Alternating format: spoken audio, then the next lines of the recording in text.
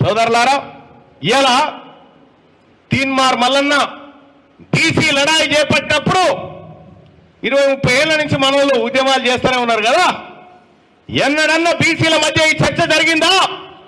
ఎక్కడైనా బీసీల మధ్య చర్చ జరిగిందా? ఒక్క మీ బిడ్డ తీన్మార్ మల్లన్న బయటికి వచ్చి గర్జించడం ప్రారంభించినప్పటి నుంచి తెలంగాణ రాష్ట్రం అంతా కుత ఉడుకుతా ఉన్నది. అటు ఖమ్మం కాడ ప్రజలంతా ఒకటైరు, ఇటు వరంగల్ కాడ ఒకటైరు, నల్లగొండ రగిలిపోతా ఉన్నది ఇలా బీసీ ఉద్యమాలతోటి. ఇలా మెదక్ జిల్లా కూడా అదే స్థాయిలో ఉడికిపోతా ఉన్నది. ప్రజలంతా కూడా చైతన్యవంతమైతా ఉన్నారు. ఇక్కడ మొన్న ఒక తాన చూసిన ముగ్గురు పార్టీలోళ్ళు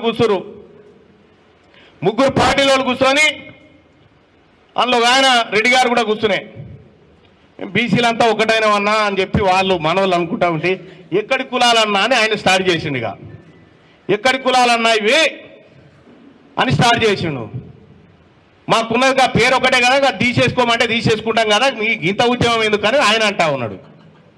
అలా మన బీసీ ఆయన తెలివికల్లా ఆయన ఏమన్నాడు ఎరికేనా, నువ్వు పేరెందుకన్నా తీసేసుకున్నాడు, ఇక్కడ నలుగురు ఉన్నాం కదా, ఈ నలుగురు రాష్ట్ర ఒక దగ్గర వేసి శిరసామానం పంచుకుందామా అన్నాడు. అన్న ఎట్లయితే నాకు 60 ఎకరాలు ఉండేని ఆయన. ఇదేరా భయ్ పంచాయతీ. రేపు బీసీ ప్రభుత్వం ఏర్పడ్డ తర్వాత ల్యాండ్ సీలింగ్ యాక్ట్ తీసుకొచ్చి ప్రతి బీసీ బిడ్డ ఇంటికి 2 ఎకరాల భూమి పట్టా కాగితం పంపించబోతా ఉంది తెలంగాణలో బీసీ ప్రభుత్వం.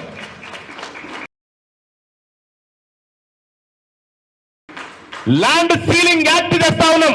పివి నరసింహారావు తీసుకొచ్చినటువంటి ల్యాండ్ సీలింగ్ ఆ ఫైలు మళ్ళా కదిలిస్తాం. ఆ ఫైల్ నుంచి మా పేద వర్గాల బిడ్డలకు ఇంటికి 2 ఎకరాల భూమి అలకగమంచేటువంటి హక్కు ఉంది, పరిస్థితి ఉంది. అది తీసుకొస్తాం రేపు పొద్దుగాలని చెప్పి తెలియజేస్తా ఉన్నా.